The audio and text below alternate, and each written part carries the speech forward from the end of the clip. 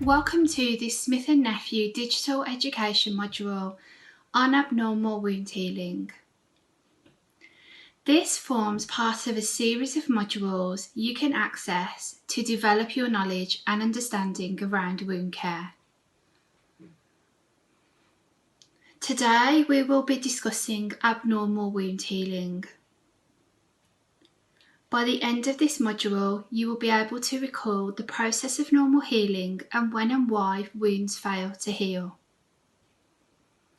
You will be able to recognise what makes a wound non-healing and also recall the role of matrix metalloproteinases, otherwise known as MMPs, in relation to abnormal wound healing.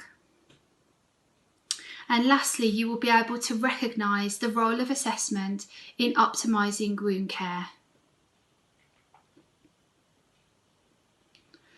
Wound healing represents a dynamic, highly organised series of events. There are 4 phases of wound healing, and the process starts with haemostasis. It then progresses through a destructive inflammatory phase, which then leads on to cell proliferation and repair. It finishes off with epithelialisation and remodelling of scar tissue.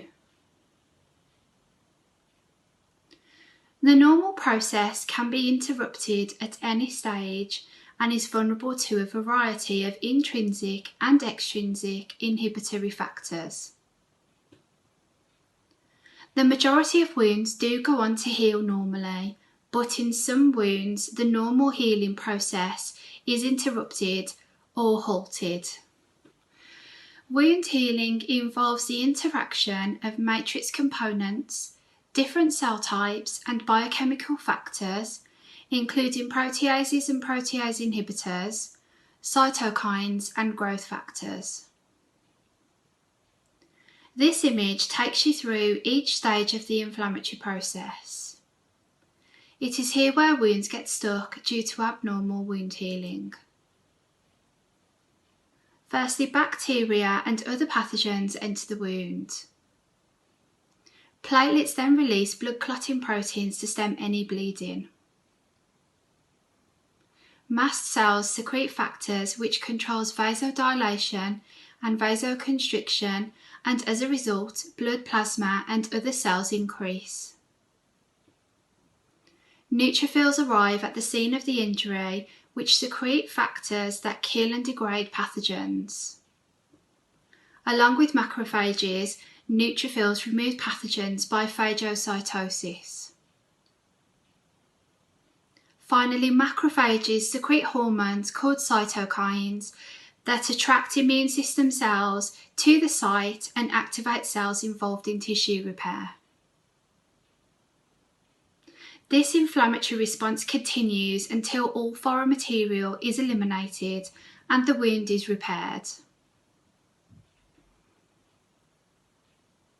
In the instance where a wound is not progressing along the normal healing trajectory, wounds will usually be stuck in the inflammatory phase. This creates an increase in inflammatory cells and proteases, in addition to reduced growth factors and receptors that are vital for tissue repair and regeneration. In the instance where underlying disease and pre-existing conditions are apparent, wounds can be more susceptible to delayed healing. The majority of wounds often fall into 3 wound categories: venous leg ulcers, pressure ulcers, and diabetic foot ulcers. An early indication of abnormal healing is when a wound fails to heal by at least 40% within the first 4 weeks. Now we will consider what makes a wound become chronic. Often there are chemical imbalances, bioburden, or underlying comorbidities to consider. The factors that can affect wound healing are age and gender, medication, wound contamination, presence of vascular disease or diabetes, nutritional status, immobility, and stress. For many wounds, one or more of the following key intrinsic abnormalities will also be present and delay or prevent healing.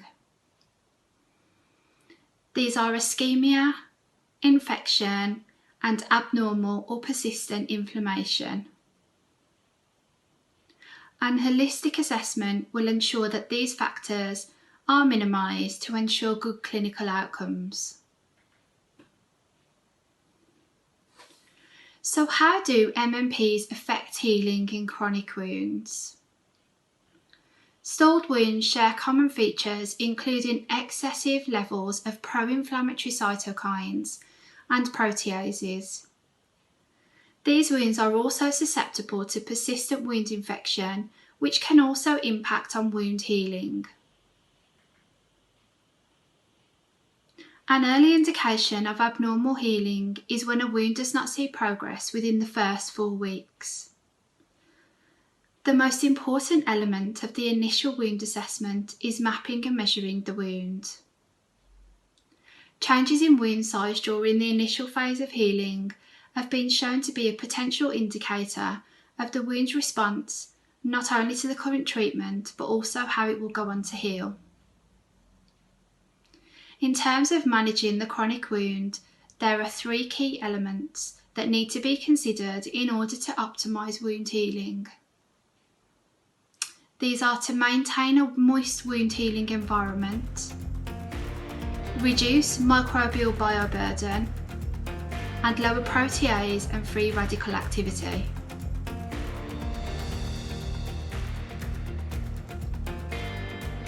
To check your knowledge and understanding of this module, try and answer the quiz questions.